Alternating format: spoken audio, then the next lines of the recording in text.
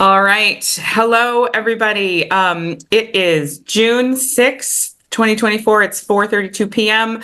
And welcome to the Finance, Operations, and Personnel Committee meeting of the Portland Board of Education, Portland, Maine Board of Education. We have with us, so I am the committee chair, Sarah Bryden. We have with us committee member Figdor, committee member Noor is joining at the moment. We also have board chair Lentz, and we have Superintendent Dr. Scallon, and we also have Director of Finance, Bartolomeo. So we have a great group, and we are going to go through an agenda to include finance updates, including the general ledger, MainePERS, ADP items, and getting ready for July 1st. And then we have human resources topics, including fiscal year 2025 staffing, and a quick couple of moments on the upcoming superintendent evaluation process. I am going to see if we have anybody who might be interested in giving public comment. If we do, then I will be reminding us all of the guidelines for public comment, but let me get to the right place to click for that. Attendees. I'm not seeing any hands in Zoom raised indicating that folks want to give public comment, but I will just give it another moment to see if anybody raises their hand. And it looks like nobody is wanting to give public comment in this committee meeting, so I'm going to close public comment. Let's see. So we are off to our agenda, and I will turn this over to Dr. Scallon. Go ahead. Thanks. Good afternoon, everybody. If it works, I'm going to suggest, Chair, that we pause for questions just as we go through the agenda, as opposed to at the end of the presentation, as I think it would work better just from topics. I agree. Great. So as you mentioned, we're going to do a finance update. And so Helene will walk us through just updates. One of the things that you will hear as a big theme here is that the finance team has been really hard at work, and that they are both making progress, but also facing challenges. That ADP has been great in terms of the front end of making sure that folks are getting paid, and that it looks good on the front end. But that's been really challenging as it is not designed for the complex pay system that we use and interfacing with the DOE and the types of financial reporting that we need to do on the DOE end. And so it requires a fair amount of behind the scenes work. And so we'll share an update on that. This year, we'll also share an update on where we're at with staffing for the next school year. This is not designed to be the update where we talk about our initiative and efforts around diversity, but this is just the sort of cut and dry where are we at in terms of making sure that we have staff in classrooms. We are in the midst of all of the hiring that goes on to make sure that there are great educators in classrooms, and so this will be that update. And then as you requested, we have time on the agenda for superintendent evaluation. And so I'm going to drive the slides, but I will pass it off to our Executive Director of Finance, Helene D. Bartolomeo. Thank you. So the Finance Department continues to make slow progress with the conversion of the ADP payroll into the Munis Finance. As you remember last month when we had this discussion, we were not able to provide you with a year-to-date financials because we still didn't have our payroll information in the system. We're still working on getting that information in the system. We are getting payrolls in the system, but not to the level where we can give you like a full month from like July to a current month of through January. They're doing pieces of payrolls, and they're trying to work each payroll in individually. They're working payrolls in as they're able to get them in. So right now, we're still having issues with getting that information into Munis Finance. If you recall, our finance system is with the city, and it's with Munis. So what happens is that what ADP has set up is we have a ledger system behind the scenes for ADP, and what's happening is there's a ledger history that they're trying to reconcile with the payroll history reports that we have from the payroll reports that we do from each of the payrolls that we're processing, and they're having staff is having a hard time making that connection between the ledger history behind the scenes from ADP to match up with the payroll history that we have from the reporting. The other difficulty that we're having is that ADP was never really set up to be set up for reimbursement of employees. So we reimburse a lot of our employees for different things. We reimburse our employees for such things as tuition reimbursement. We do mileage reimbursement. We'll do some expense reimbursements, all sorts of types of reimbursements. So when we put any type of reimbursement to employees, the system doesn't know where to put it. When we used to do those types of reimbursements in our old system, we could actually put the actual account number that we wanted it to go to, the actual budget line that we wanted it to go to in the old payroll system, where we would be able to put the exact account number we wanted it to go to. We would be able to do that in the old payroll system. In ADP, there's not an ability to do that. So there's not a one-for-one in ADP to provide that. So when we reimburse an employee, that information just kind of sits out there. And so when they're looking at it on the backside of the ledger system, they're going through it and trying to make, they're having to go through each of those items one by one and trying to figure out where all of that information where that information is supposed to go. The other issue that we're currently having is with our substitutes. So currently with our substitutes in our old way of doing substitutes, we would use Frontline, and we currently use Frontline currently.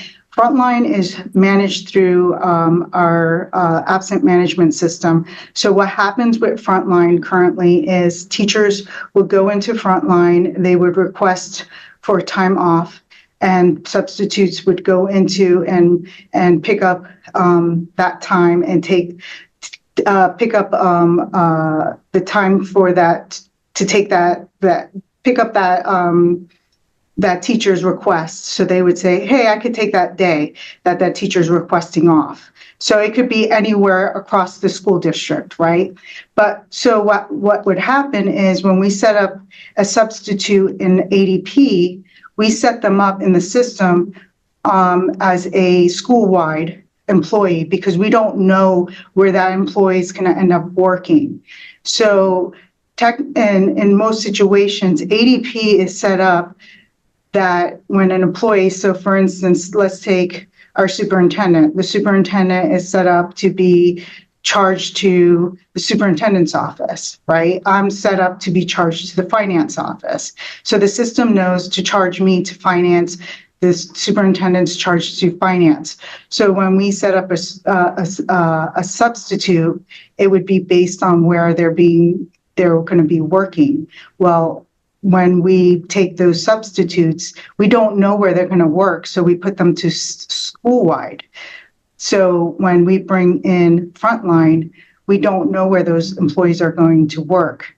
Currently, what ends up happening is we have those employees still put their information into Frontline. They get put into Frontline. They take their work into Frontline.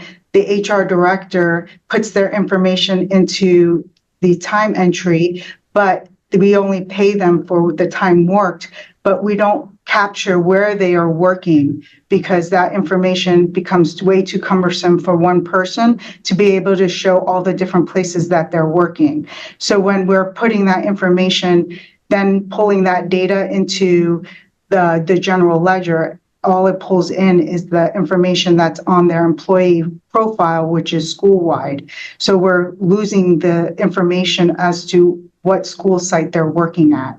So we're losing the capture of exactly where they're working. Where before in the old system, there was the system actually, the way the data was pulled out of Frontline, it showed what school they were working at.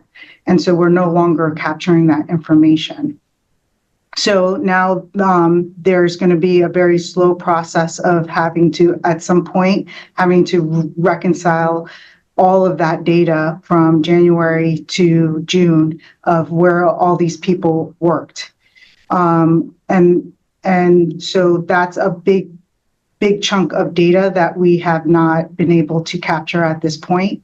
And then, so that's something that right now we have not been able to figure out long-term how we're going to manage that. And so with all that being said, we've still been communicating with the city with how we're going to move that as we're putting information into the system. We're making sure that as we're putting the general ledger information into the system, we're making sure that we're not messing up their reconciliations as we move forward. And so we're making sure that as we're entering the data that they have not, we're not overriding a reconciliation that they've already done at this point.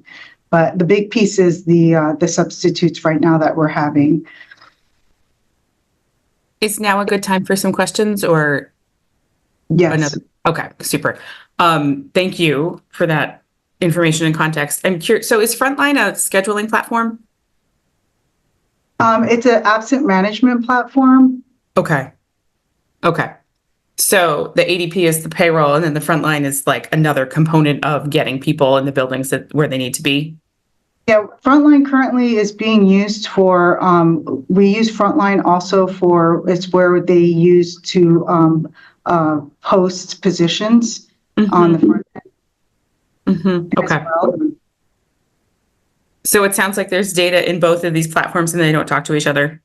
No, they don't. Okay.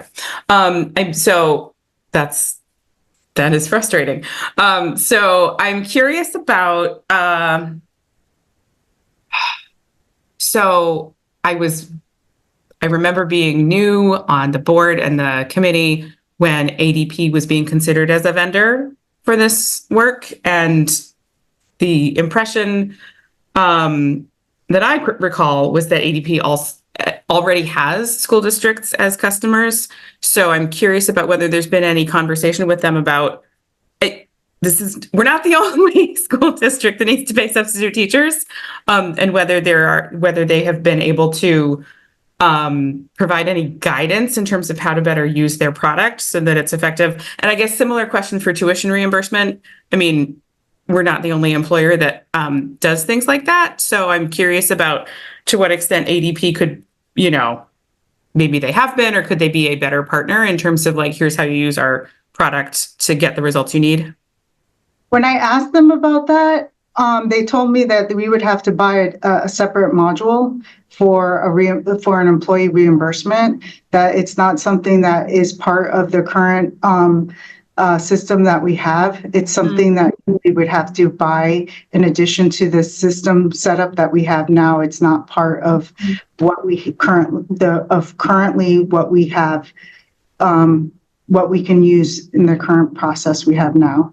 Okay. It's not anything that is in the system we have with now, because I asked if there is some type of workflow that we could create in order to have an employee, submit some type of reimbursement request, because with such a sophisticated system that they have, that that an employee can submit for a reimbursement request through the payroll system, and they say they have it, but it's not part of the package that we purchased. Right. And why would they tell you how to do it using the product that is in place when they could charge for an additional component? Correct. I would be interested, just at a general level, in the possibility of, staff working with, there's got to be an account manager, customer service type representative over at ADP, to manage that. But that sounds very frustrating. And I would look also to, I'm curious about whether on the challenges that are listed on this slide, whether there is anything that the committee can do to provide support or anything to ameliorate the problem.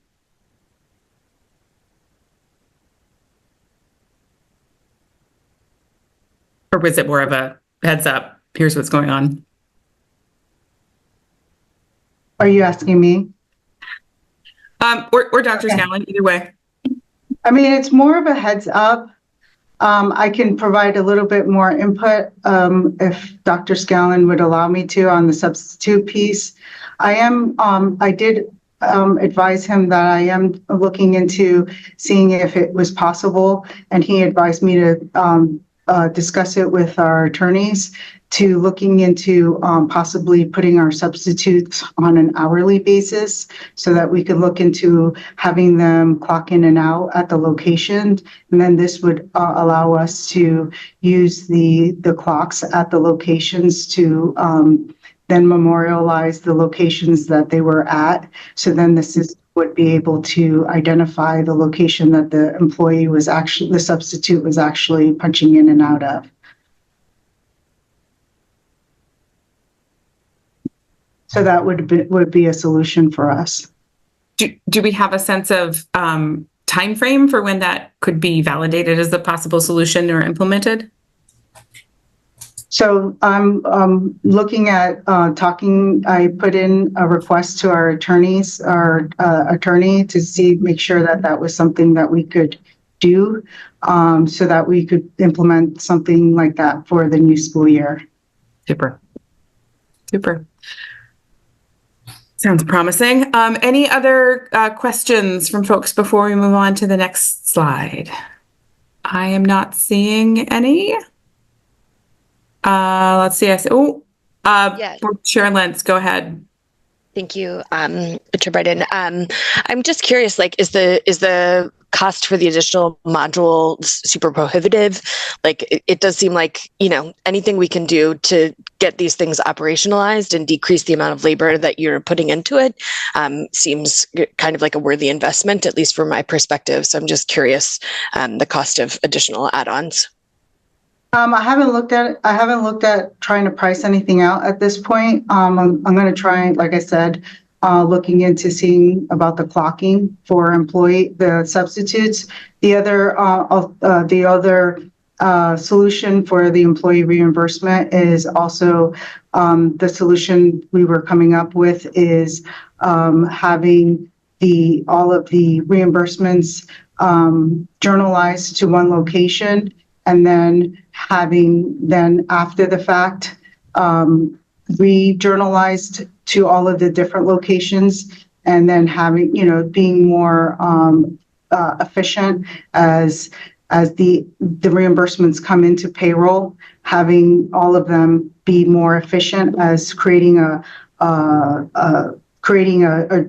journal log of where we're going to reimburse the employees. So that way then the staff accountant can re-journalize them to a different location after they've been journalized to a different one line, putting them in one line when we do the, so let me rephrase that.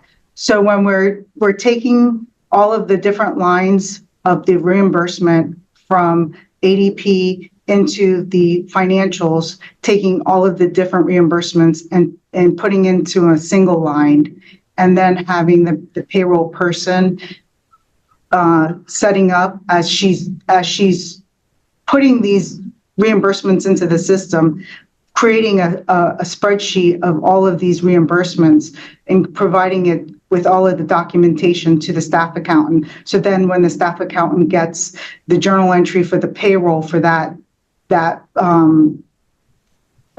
payroll, they are able to then take that and redistribute that payroll, if that makes sense. Yeah. Yeah, that makes sense. And just, it seems like there's a lot of room for user error when we're moving things back and forth, right? So I think as much as we can try to eliminate that, that's what I would support. Board Member Figdor, go ahead. Yeah, just to echo the chair's comments that if there's a way to buy an additional ADP module to enable us to have this capability and to do so in ways that are going to minimize user error, I would really encourage us to price that out and consider it.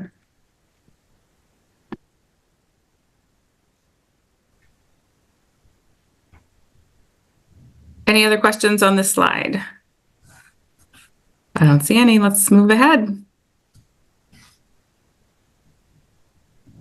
So on a more positive note, on the partnership with MainePERS, Barry Dunn, ADP, and with PPS is showing positive results. In regarding the ADP MainePERS reports, PPS has been able to upload the first MainePERS report for the teacher's plan on June 4th. And we just received feedback from MainePERS on that test file today, actually, and they've been able to provide us enough information so that we can now provide ADP with the information that they need to start building the PLD file. So that what they did was we've uploaded the May 2024 file for the teacher's plan. And they originally was started out with 46 pages of errors. Most of them was some information. They were able to narrow it down to about 26 pages of errors. And it's just some simple, not simple, but just some data issues. And most of it has to do with the fact that it's been such a long strain between, if you think about it, it's the last time we've submitted a file was March of 23, and now we're submitting May of 24. So some of those issues might be because of the length of time that it took in between. Some of the information has to do with the fact that we were missing some applications. So they provided us with a list of information that they need information back from us in order to fix that file. And I have that information from them. I got that information today from them. So we're hoping to be able to clear those errors by the end of this week. So we're very hopeful for that. For that to move forward.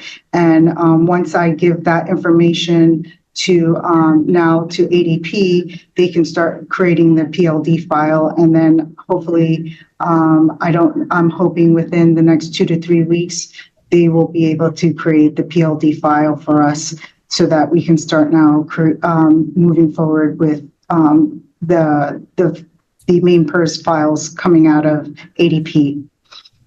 In regards to the MainePERS files prior to ADP, we have been able to submit the July to December 2022 files. I know you got that update from Dr. Scallon in the memo he sent out on Friday. Those payroll corrections have been sent to MainePERS to enter. They've been sending entering the lines that needed corrections. And then Barry Dunn has submitted to MainePERS to review the January through March of 23 files to review for payroll corrections. So what we do is Barry Dunn will create a file, then they have MainePERS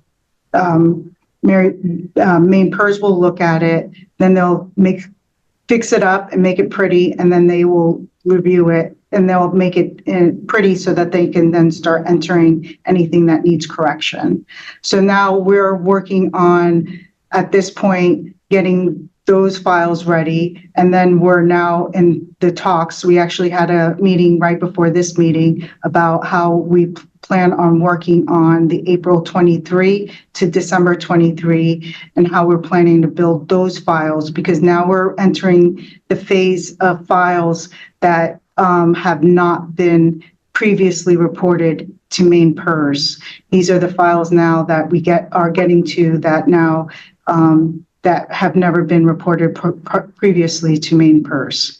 And we're working on how do we get the data to MainePERS, and how does Barry Dunn get the information out of our system accurately, that is accurate and with the correct information at that time frame for each employee.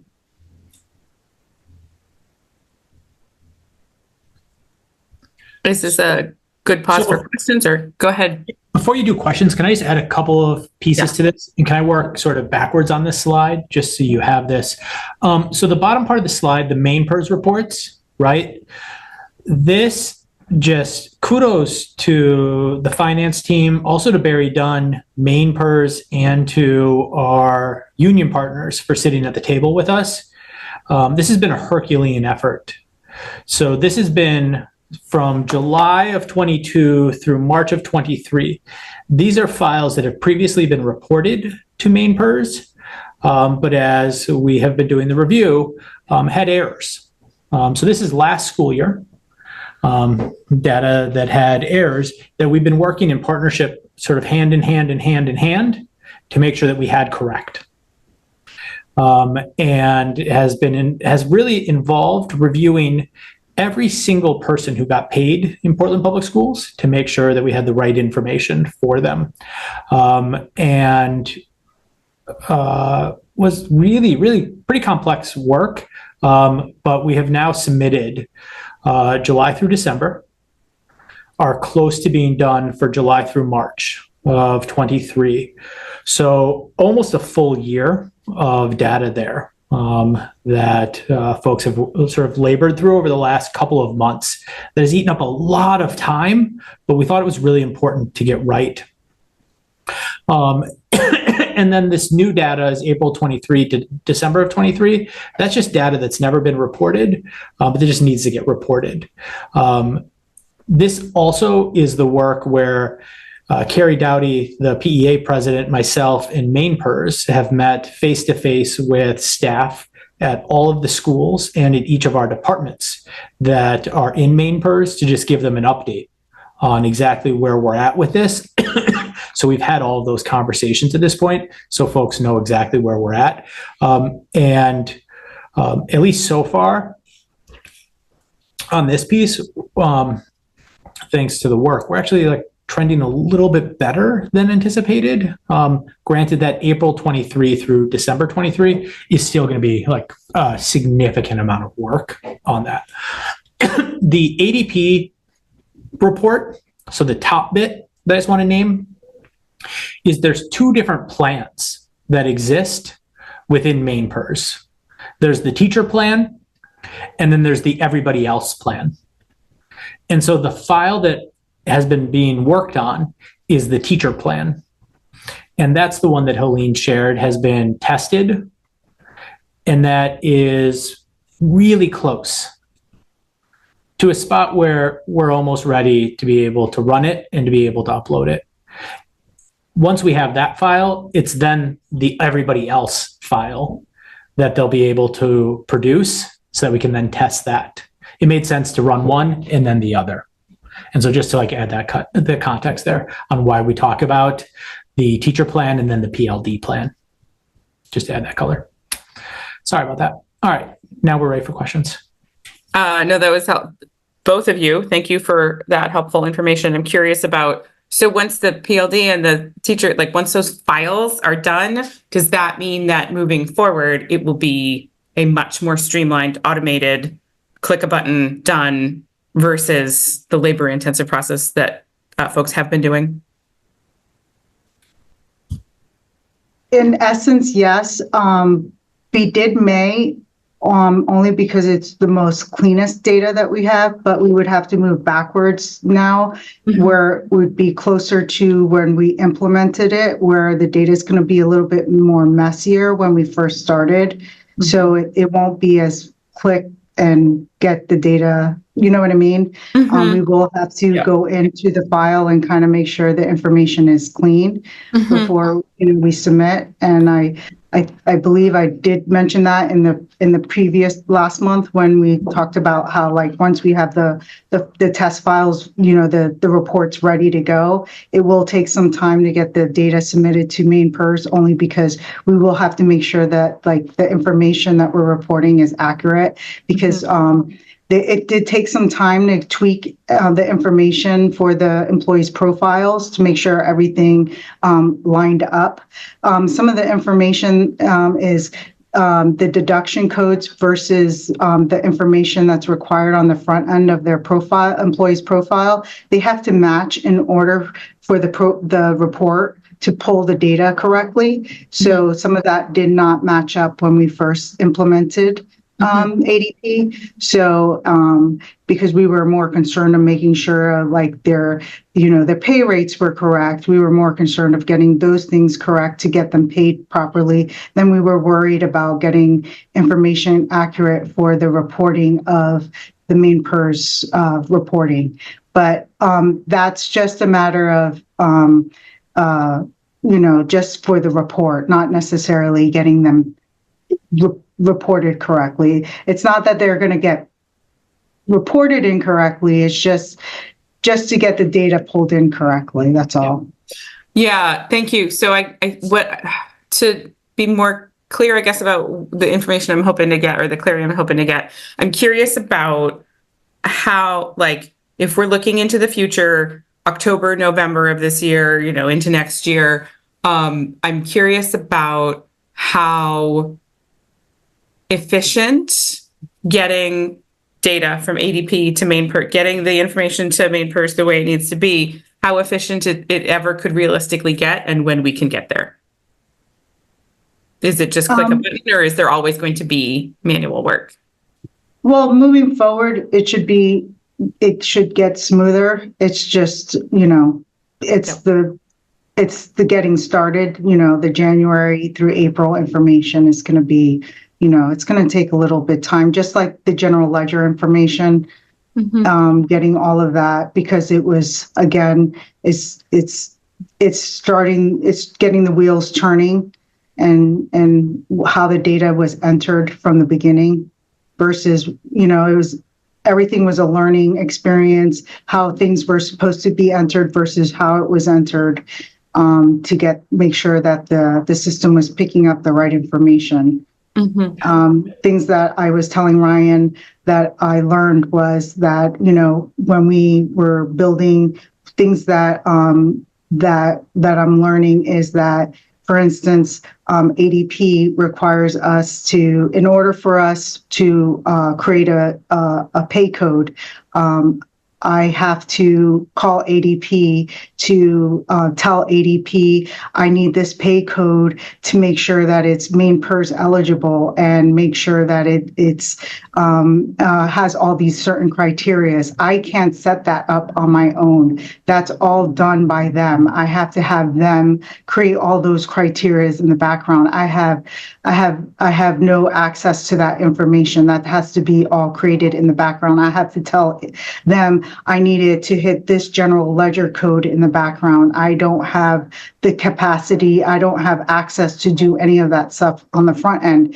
And as we were going and we were paying employees, and I was building pay codes because I was trying to differentiate pay codes to make sure that I was making sure that I was differentiating different pay codes. I wasn't aware of that as we were going along. And then now when I'm having staff looking and trying now to put things to the general ledger, they're telling me, did you create this pay code? Did you create that pay code? Because they're looking at it on the back end and it's going nowhere. And I didn't realize that.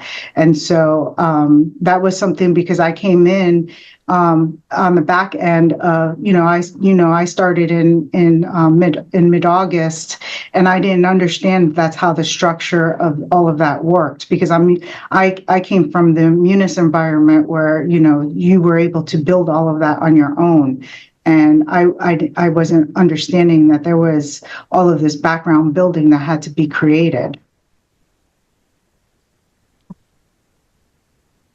Okay. Are there other questions about this slide? Board Chair Lentz, go ahead. Yeah, I mean, just really want to recognize the amount of sounds like super arduous, detailed work that you're doing to really straighten everything out. So I just appreciate that. And just really grateful that you're here. So the other thing that I just wanted to ask, we've used the word error a lot when you're talking about this slide. And I was just wondering if you could give a little bit more information about what you mean when you say that there are errors identified, like what is the scope of an error that gets flagged by MainePERS? They call it an error on their end. It's just when things it doesn't line up. When they look at when we send a file, if it's not perfectly lined up, if we have someone set up, it has to be perfectly set up in their eyes for a position code. So when an employee is set up for a specific, they put them into a specific position code. With a position code, if we don't have that position code specifically identified when we send the file to them, they will error out that employee. So they will reject that line for that employee if we don't have the correct code on them, even though like everything else is identified. Like we can't just send an employee with just a social security number and then send them the earnings code, like the earnings information to them. They want everything specific. Like we have to tell them what job they worked, how many hours they worked, what the hourly rate was. I mean, we have to give them like everything special they worked. If they worked a stipend, it has to be that, what was that stipend they worked? If they worked extra hours on top of their regular pay, it has to be a separate line. It can't be part of their base pay. So if I'm like, you pay me to be a finance director, but then I worked as I decided to work the hot dog stand. I can't add that to my regular pay. It has to be a separate line with a separate line item showing that as a separate pay line item. They will reject it if you put it into the same line item. So they're very, very specific about how they want everything, so they will error it out if it's not very specific. So the error doesn't necessarily correlate to being under or overpaid. It's just an error in like the entry or the alignment of the data points. Correct. And so in those errors, are there like buckets of errors or patterns that we're seeing at all? Or is it just kind of like all over the place? Wait, Sarah, can you be clear? When we're talking about a couple different things, right? So on the ADP MainePERS report, right? That is actually in a large part what Helene's talking about in terms of making sure that the report matches up, right? That's initial, right? So that's making sure that all of the data fields that they need for uploading purposes are there. And so in some cases, that's about making sure that the programmer has it pulling all of the fields in the right codes and making sure that when we set up a new employee into ADP, that it's pulling that field. Okay, so that is the ADP MainePERS report. the MainePERS reports prior to ADP, right? There, what we are really talking about is making sure that the reportable income that is MainePERS eligible is correct and is accurate and balances with what MainePERS shows that it should also be. And so that's what we're reconciling there. And so that's what Helene is describing in that second piece, which is that if somebody is a teacher and they also coach, okay, that income as both a teacher and a coach is MainePERS eligible. And so they should get both of that as benefits for their MainePERS retirement. On the flip side, if they are a bus driver and they coach, for the most part, and there's maybe some exceptions to this, their bus driving counts for their PLD plan, but their coaching is not MainePERS eligible. And so we need to make sure that that was right in how it was reported. And so during the payroll pieces, we're not looking at whether or not people were paid the right amount. That challenge has been corrected and adjusted and made sure. What we're making sure of in partnership with MainePERS, because this is the last part of the payroll challenge from last year, is we're making sure that what was reported to MainePERS was correct. And so that's the last piece, is that last year when the payroll challenges happened, right, the first thing that was addressed and tackled was getting people paid. The second was about getting people paid correctly. The third was about voluntary retirement, so the 401As, the 403Bs, those pieces. Then it was about accruals and vacation and sick and those types of pieces, right? And the last piece to get really reconciled is actually the piece we're working on now. That's the piece that is actually getting tackled. That was a piece that was never fully corrected. And so that's what's happening now. And that's the MainePERS. And so for the most part, right, as we're going through this, we have about 1,600, 1,700 people that receive a paycheck in a pay period. Most people are 100% right? We look at them and we don't think, and MainePERS doesn't think, and Barry Dunn doesn't think, and the union doesn't think they need to be adjusted. And there's a small number of people, and I don't have the N size on this. We could give this to you in another report. There's a small number of people that have adjustments, and the adjustments fall into different buckets. They fall into buckets where they had income that should have been MainePERS eligible, but wasn't reported as MainePERS eligible. And so we're now correcting that. We have folks that had income that was reported as MainePERS eligible that shouldn't have been. And we're correcting that. We have people who were not considered MainePERS eligible, but should have been, right? And therefore their income should have been MainePERS eligible, and we're correcting that. So we're doing all of those pieces in partnership with MainePERS. The great news about this is that with MainePERS, no matter when the correction's made, you are made whole. And so if somebody got a correction in this process and they retired last July, right? And MainePERS makes the correction now, they still make them whole.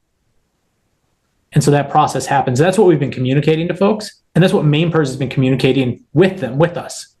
And in fact, usually their window of making the corrections for folks is estimated payments, which is for anybody, whether you're in Portland or Saco or Biddeford, it doesn't matter, is usually 12 to 18 months anyways.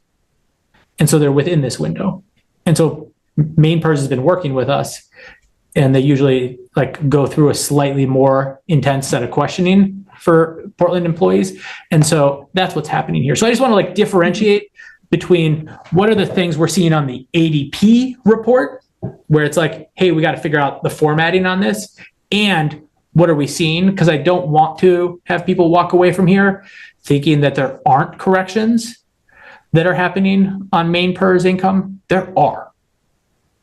It's not 5,000 every month, but it is some. And so that's why we started in July. We wanted to start before payroll was a challenge, and we're working up to present day. And then we know there's a couple of issues that go back before that are very isolated. And so we're going to go back to 2019 to catch those. Can I ask a quick follow-up question? Yep. For more clarification? More for the benefit of if anybody watches this recording in the community, I want to make sure to be very, very, very, very, very clear. So you've used issues, you've used corrections and adjustments as words. And I just want to be super clear about what those refer to. So we are not talking about people that got paid the wrong amount of money. We're not talking about people that got the wrong amount of MainePERS payment, as a retiree. What we're talking about, correct me if I'm wrong, is adjusting, correcting the data around what we've sent to MainePERS that MainePERS will then use as the employee's earnings to eventually calculate their pension benefit, correct? Correct. Okay, thank you. Super. Any other questions? Okay, I think we're good to move on.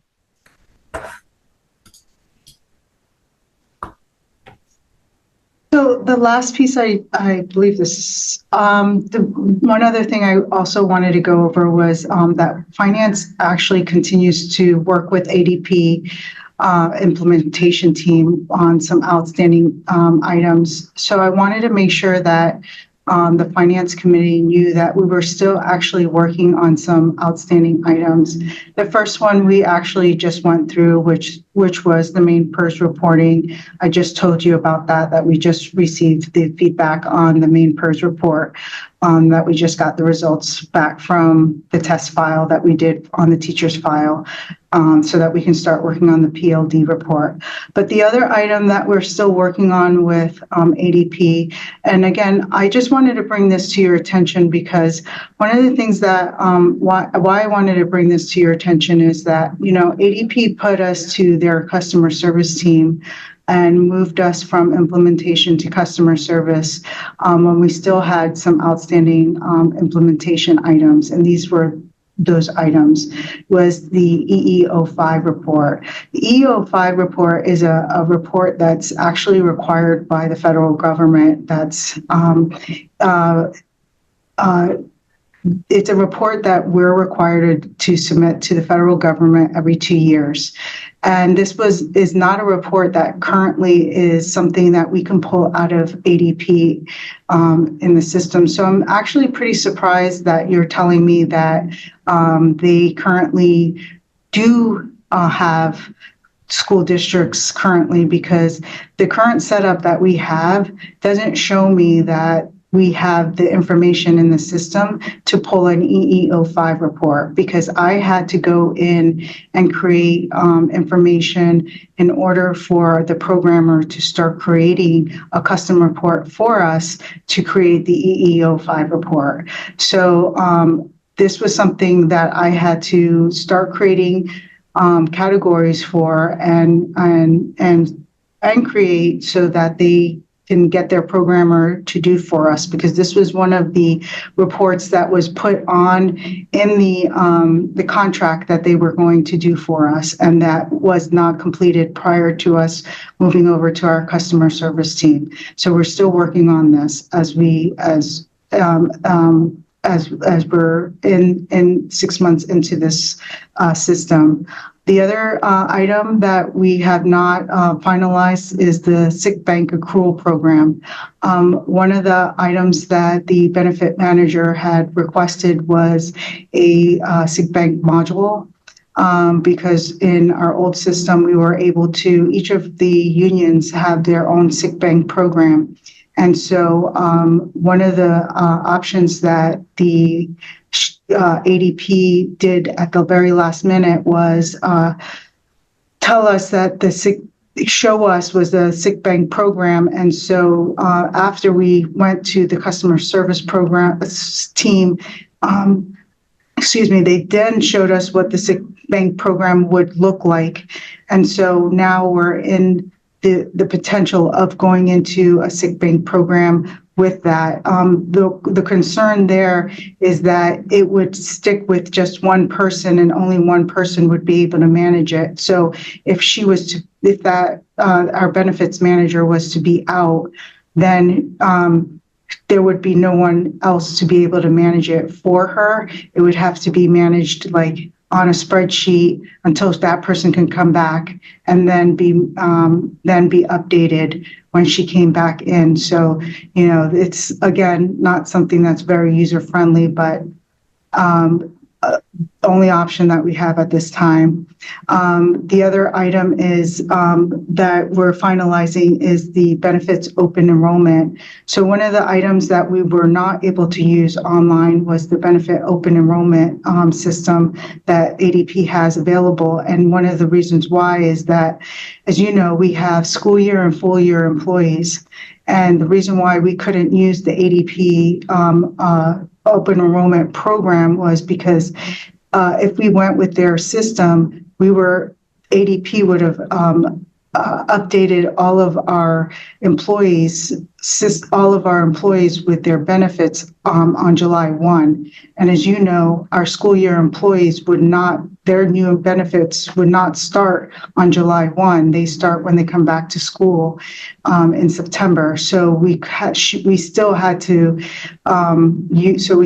do our open enrollment the way we always do it, which is through the paper process of doing the selection the way we always do it. So we were not even able to use that module the way, ADP has set it up. So I just wanted to bring that to your attention, even though, again, it's a really savvy program, we were not able to use their open enrollment the way they might have showed you, or you've seen the capability of it because of the school year and full year process that we have. They're not able to break it up.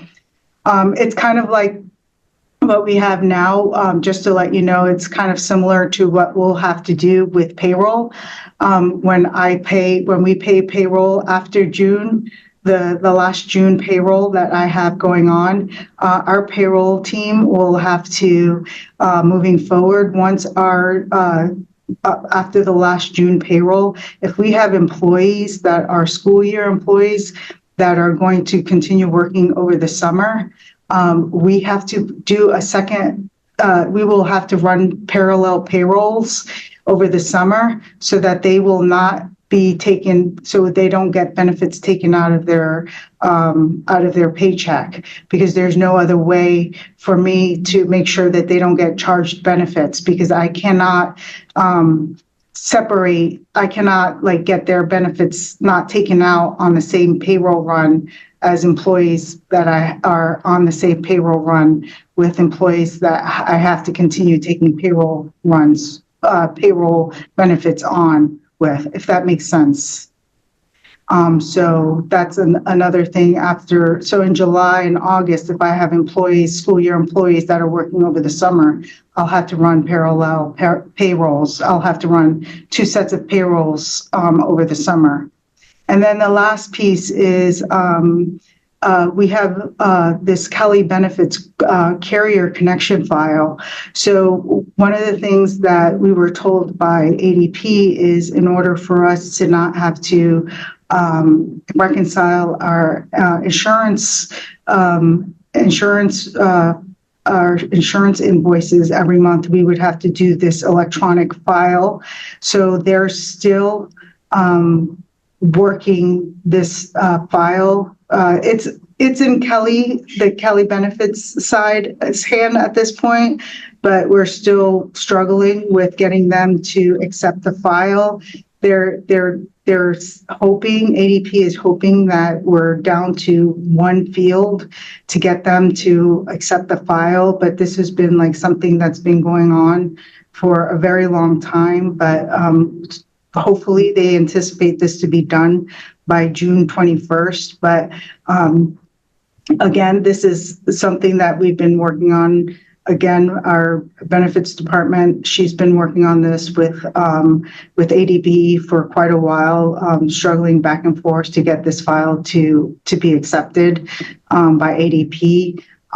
So if we don't get this accepted, this will be a very labor intensive process. If we are not able to get this to work. So I just wanted to bring these items to your attention. Thank you. And that last one, it's the two vendors that need to figure this out with each other, correct? Correct. And I assume that our contracts with them require them to do so? Well, not necessarily with the Kelly benefits. It's hoping that they will be willing to make it work.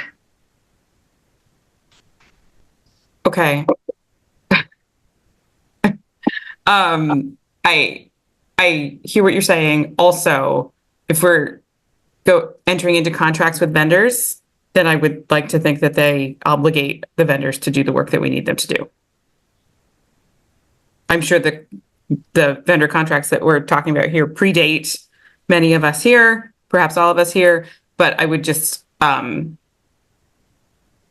would ask that perhaps we like the approach to vendors that are doing work for us, hoping that they'll do it is not the approach I would like to see. Versus, if we're paying for services, I'd like them to be effective. Does that make sense? Yes. Helene, you have one more slide. Oh, okay. I just didn't know if there was any questions on that last slide. I don't see any. Nope. Okay. Forging ahead. Here we go. Okay. Looking ahead. So just to close out, just want to give you an overview of what we have going on for getting us ready for July 1. Just working on closeout of our retirements and the end of our contracts. Our team is making sure we provide support for our summer school programming and supporting our elementary and secondary teams for our ordering for the first of the school year. We're also working on, for ADP, doing the reorg and updating. What we want to do is make sure all of that is tightened up in ADP. Want to make sure also in ADP, we want to make sure all of our funding sources are up to date. As you know, the ESSER funding is ending. So we want to make sure that for July 1, all of our employees that were ESSER grants or any of those grants that are ending are all updated in the system. We want also are making sure that all of our employees' salaries are ready to go on July 1 with the new updates for July 1. So we're working on updating our salaries for our PAA non-bargaining and our base full year employees. All of their salary and wages are up to date for the July 1 start date. I'm also working on creating a new process for our stipend payments. I know in the past we've done some processes, so I'd like to update the process that we currently use. It kind of flows through HR, and with the way we work with ADP, it doesn't seem to work. There's not a need for it to go through HR because HR doesn't really need to put the accounting information in there for us anymore. Since we have a budget line stream now and everybody knows where that budget line is, there's not a need for it to go through the HR system, through the HR department at this point anymore. Also need to make sure that we update the salary changes for the insurance company. We need to provide the insurance company the salary changes for our insurance company so they can update the premiums for those employees. And then lastly, to get ready for our audit, where finance department's going to be working and helping get the grant administrators assistance to help close out the grants. and working towards the preparation for our end of the year audit. So we have a lot going on to get ready for the beginning and the end, as you can say. Sounds like it. Board Member Figdor, go ahead. It sounds like so much. Thank you, Helene, for all of this. I had a question about the stipends. I'm just wondering, doesn't HR need to know from a staff development perspective, which of our staff are doing what stipends? No, because that usually comes from the school.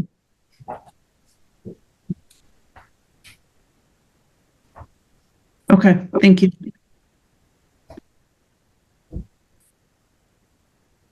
Any other questions? Okay. And Board Member Figdor, can I ask a question? Were you asking particularly for thinking about advancement in terms of lanes? No, I was thinking, I mean, it's a good question, with that in regard to that as well. But really just understanding how we're developing our staff. And I do, I get if the schools hold that information and we're able to access that through the schools, but also there are a lot of stipends that are, well, I guess there's fewer now, but there are stipends that are district wide. So how do we keep track of who's in those from a systems level? So I'm just worried that if we lose the kind of systems level information, that we have less of our hand on the pulse of our staff. Gotcha. Yeah, that I think we're able to use the same reporting structure that we have, just without it going through HR, because we have a collection mechanism now that Helene can streamline. So, sorry, I didn't mean to take you. I think you had another question. I guess maybe I don't understand. Yeah, I'm not sure I understand the answer. But so we have a collection mechanism right now for stipends where both department leads as well as schools submit to HR who should be paid for stipends. And then they submit them at multiple different times throughout the year. And then they're paid in multiple different increments, from a handful of increments to 24 increments. And I don't know exactly what Helene's proposal is, but I think it's to streamline this and to not have it go through as many parties.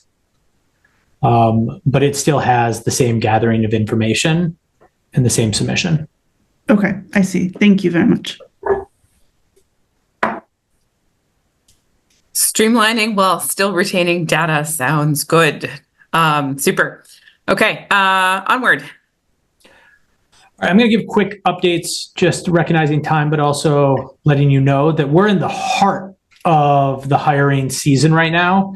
And we have a bunch of pieces that are new this year, right? So Can we you have move to the next slide? Yeah. Sorry. There we go.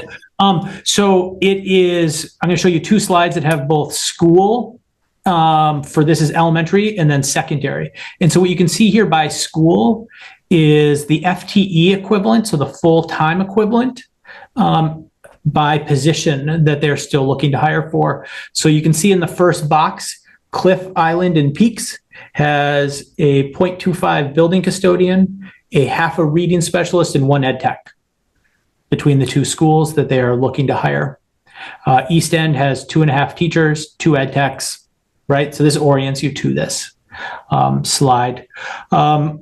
There is a number of teaching positions that's partially created by our own internal movement this year. So this year we have a number of positions, including the instructional coach, the reading specialist, the math specialist, those positions that have created some internal movement, the SPED coordinator positions. And so you see those captured here, where somebody's moved into that role or will be moving into that role.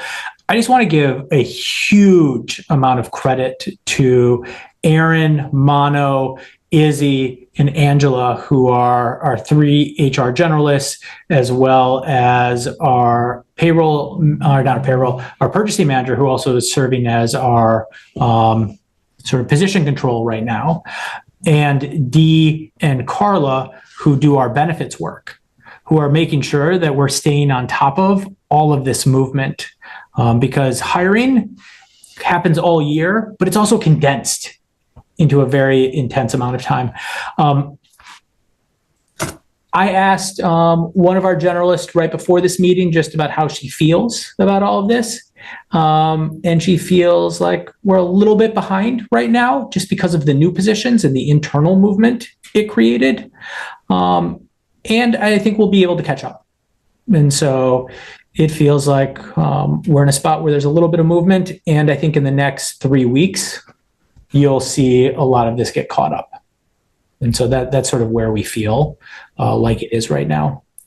You can see, like, if you look at Deering right now, for example, they have 2 SPED coordinators listed. I believe that both of those are just in the process of paperwork, just as an example. And so some of this is just in processing right now. And so this is the type of thing that we'll start to report out to you starting July 1 on a regular basis, just so you can continue to follow it as we go through the summer, with our goal of making sure that we're filling all of our positions with a teacher or an educator that's ready to hit the ground running on August 28th, 27th, our first day, that we're meeting our goal around having a teaching staff that matches the diversity of our students, and that we're continuing that work. And so just the team's working really hard on it, but we want to share with you an update on where we are at right now. Wonderful. Thank you. Questions from folks? I am not seeing any. All set. Last topic is yours, Chair. Oh, we're at the end of the slides. Wonderful. Okay. So the last thing that I just wanted to make a mention. Oh, well, so I can speak to the importance of voting for sure. So let's see, tomorrow, Tuesday, June 11th, is election day. If anybody, well, there's one attendee, but if anybody happens to be watching this recorded meeting, this evening, June 10th. Know that tomorrow is election day. There's, potentially some primary races, but for the purposes of this meeting, it's the approval of our school budget. So would encourage folks to get to the polls at your polling place. So the other thing that I wanted to just let the committee know about was that we are getting ready for superintendent evaluation process to be beginning in July and ending in August.